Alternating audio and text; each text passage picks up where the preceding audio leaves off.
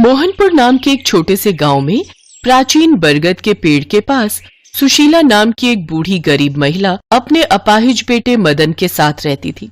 मदन बचपन से ही दोनों पैरों से चल नहीं सकता था। मिट्टी और भूसे से बनी सरला की छोटी सी झोपड़ी गांव के किनारे पर खड़ी थी, जिस पर अक्सर राहगीरों का ध्यान नहीं जाता था। अपने जीवन की गरीबी और कठिनाइयों के बावजूद सुशीला भगवान राम में अपनी अटूट आस्था के लिए जानी जाती थी। एक और दिन बीत गया और अभी तक मेरे भगवान राम नहीं आए हैं, लेकिन मुझे पता है कि वो आएंगे। वो एक दिन मेरे दुखों को दूर करने जरूर आएंगे। मुझ गरीब की झोपड़ी में वो जरूर आएंगे। माँ, प्यास लगी है। हाँ बेटा, अभी देती हूँ, पानी भी और रोटी भी। ये रही राम जी की थाली और ये तेरी। माँ, मैं तुम्हें बचपन से उनकी थाली लगाते हुए देख रहा हूँ। माँ, क्या तुम्हें पक्का विश्वास है कि भगवान राम हमारी झोपड़ी में आएंगे? हाँ बेटा, मुझे पूरा विश्वास है। मेरे राम मेरी झोपड़ी में जरूर आएंगे। वो जानते हैं मैं उनकी प्रतीक्षा में आंखें बिछाए बैठी हूँ। उन्हें मुझे दर्शन देने आना ही होगा। हर दिन सुशीला अपनी झोपड़ी को साफ करती थी और अपने मिट्टी के बर्तन में चावल और दाल का एक छोटा सा हिस्सा पकाती थी, इस उम्मीद में कि राम जी उससे मिलने आएंगे। उसकी आस्था को लेकर गांव वाले अक्सर उसका मजाक उड़ाते थे, जिनमें गांव का जमींदार भी शामिल था। जब भी वो उस रास्ते से गुजरता, सुशीला को देखकर बहुत हंसता। सुशीला, तुम और तुम्हारी कल्पनाएं। जितना मर्जी अपनी इस टूटी फूटी झोपड़ी को सजा लो, भगवान राम तुम जैसी गरीब बुढ़िया से मिलने नहीं आने वाले।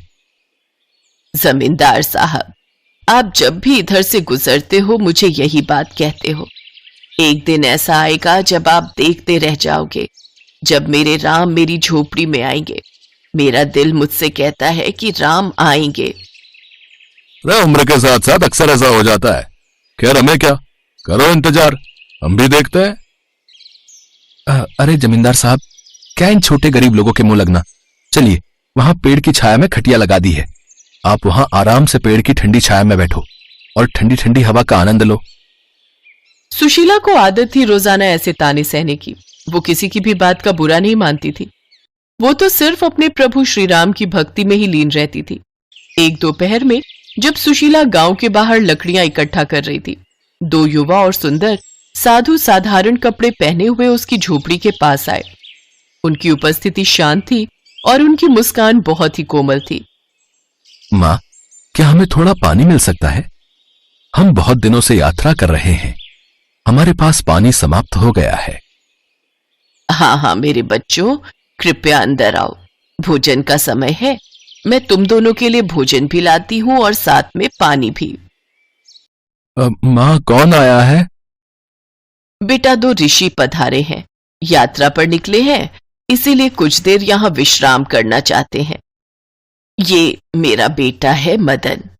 सुशीला भोजन की थाली लगाने लगी, तभी दूसरे युवा ऋषि ने सुशीला से पूछा, माँ, आपने भोजन की ये 3 थालियां क्यों लगाई हैं? हम तो केवल 2 ही हैं। बेटा, ये थाली भगवान राम के लिए है। मैं जब भी भोजन लगाती हूँ तो एक थाली भगवान श्री राम के लिए निकालती हूँ, क्योंकि मुझे यकीन है कि एक ना एक दिन वो मेरी इस झोपड़ी में जरूर आएंगे और इस भोजन को ग्रहण करेंगे। ये लो बेटा, खाओ। सुशीला की बातें सुनकर दोनों युवा ऋषि मुस्कुरा दिए। उन्होंने घंटों बातें की। युवा ऋषियों ने गांव, सुशीला के जीवन और राम जी के प्रति उसके अटूट विश्वास के बारे में उसकी कहानियां ध्यान से सुनी। जैसे ही शाम हुई, युवा ऋषि जाने के लिए खड़े हो गए। आपसे मिलकर और आपकी प्रभु श्री राम के प्रति भक्ति को देखकर सचमुच हृदय आनंद से भर गया। धन्यवाद। बस अब तो मेरी इच्छा है कि राम जी भी ऐसे ही मुझसे मिलने आए जैसे आप आए हैं। तुम्हारी भक्ति जीत गई माँ। देखो, मैं तुमसे मिलने आ गया। तुम्हारी भक्ति मुझे यहां तुम्हारी झोपड़ी में खींच लाई। सुशीला देखती है दोनों युवक राम और लक्ष्मण के रूप में आ जाते हैं। सुशीला को कुछ पल के लिए तो अपनी आंखों पर यकीन ही नहीं हुआ। उसकी खुशी का ठिकाना नहीं था। उसकी भक्ति जीत गई। उसे अपने प्रभु श्री राम के दर्शन हो गए। बस माँ, अब दुख के दिन दूर हो गए। अब आपको चिंता की कोई जरूरत नहीं। अब मेरे आशीर्वाद से सब कुछ ठीक हो जाएगा। भगवान श्री राम आशीर्वाद का हाथ उठाते हैं। मदन के पैर ठीक हो जाते हैं और वो उठकर खड़ा हो जाता है। वो भी हाथ जोड़कर भगवान श्री राम और लक्ष्मण के सामने खड़ा था। सुशीला की आंखों से आंसू बहते ही जा रहे थे। देखते ही देखते सुशीला की झोपड़ी सोने की हो गई। उसके घर में धन भंडार भर गए। उसकी झोपड़ी में राम आ गए। सुशीला को आशीर्वाद देकर भगवान राम और लक्ष्मण अंतर्ध्यान हो जाते हैं। जिन लोगों ने सुशीला का मजाक उड़ाया था वे अब उसके अटूट विश्वास से आश्चर्यचकित थे। मां, तुम्हारा विश्वास जीत गया। प्रभु श्री राम और लक्ष्मण हमारी कुटिया में आए। देखो, उन्होंने मुझे ठीक कर दिया, हमारी गरीबी भी दूर कर दी, हमारे जीवन के सारे दुख दूर कर दिए। मां, हाँ बेटा, अब हमारे दुख के दिन दूर हो गए। हाँ मेरे बच्चे, प्रभु श्री राम ने हमारे जीवन के सारे दुख दूर कर दिए। अब सुशीला बहन, मुझे माफ कर दो। मैंने तुम्हारा हमेशा मजाक उड़ाया, पर आज हमारी आंखों के सामने सारी सच्चाई है। तुम्हारी भक्ति सचमुच बहुत सच्ची है।